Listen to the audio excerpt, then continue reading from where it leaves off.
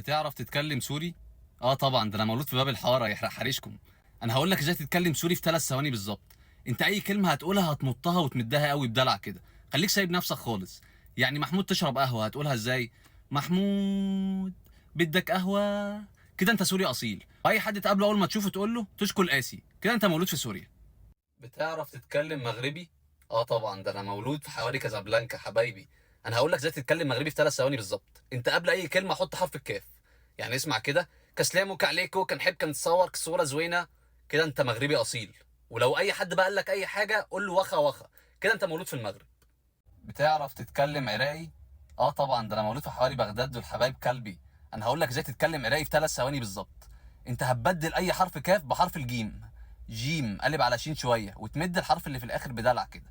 يعني اسمع كده: حياتي انا اقولش حلوه عيونش هيجا نحجي عراقي. كده انت عراقي اصيل. واي حد تقابله اول حاجه تقولها له شاكو ماكو. كده انت مولود في العراق. بتعرف تتكلم اسباني؟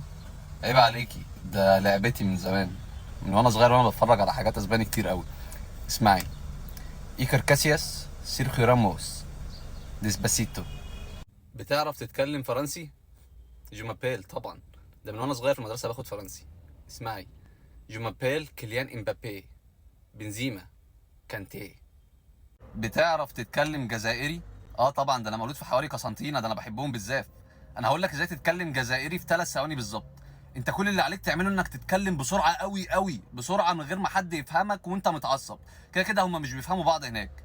يعني اسمع: السلام عليكم ورحمه الله وبركاته واشراك الله بسم عليك شيء. كده انت جزائري اصيل. هو كده كده مش هيفهمك الا حاجات كتير هناك. واي حد تقابله اول ما تشوفه اي حد ايا كان هو مين تقول له يا اخو. كده انت مولود في الجزائر. بتعرف تحكي لبناني؟ طبعا، احسن من اللبنانيين نفسهم كمان. اسمع: صحتين. اقول لك حاجه كمان: زعتر. بلاش زعتر، فتوش. اصعبها: منقوشة زعتر.